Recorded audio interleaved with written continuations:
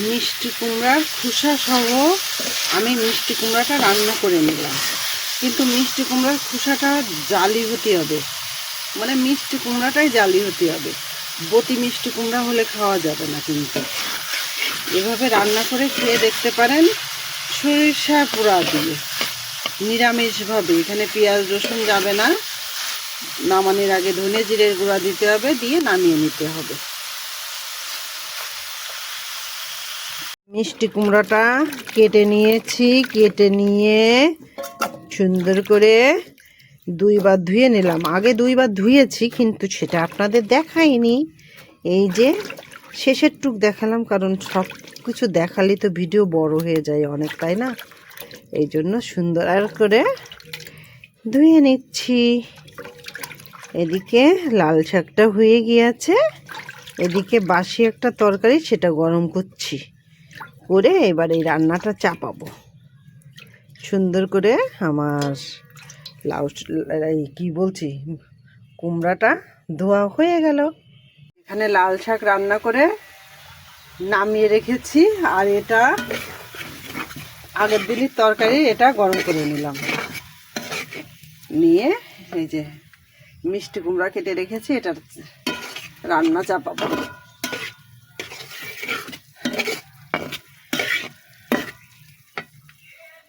তেল দিয়েছি, সরষা তেলের উপর দিয়েছি। সরষা দিলে কে করে ফোটে, হ্যাঁ। সরষাটা পুরা হয়ে গেল, তাও শব্দ হচ্ছে।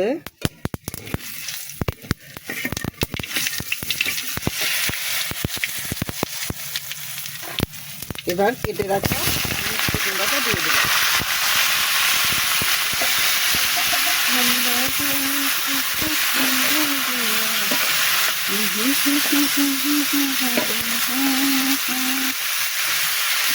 এবার লবণ হলুদ দিয়ে দিব।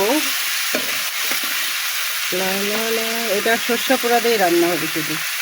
দিয়ে দিলাম কাঁচামরিচ, একটু হলুদ, একটু লবণ।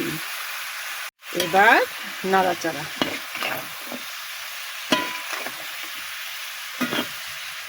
এবার ঢেকে দেব।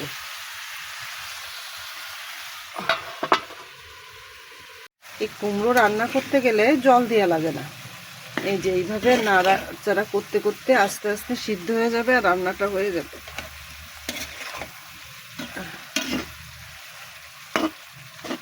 আবার ঢেকে দেব। কুমড়াতে একটু চিনি ব্যবহার করলাম।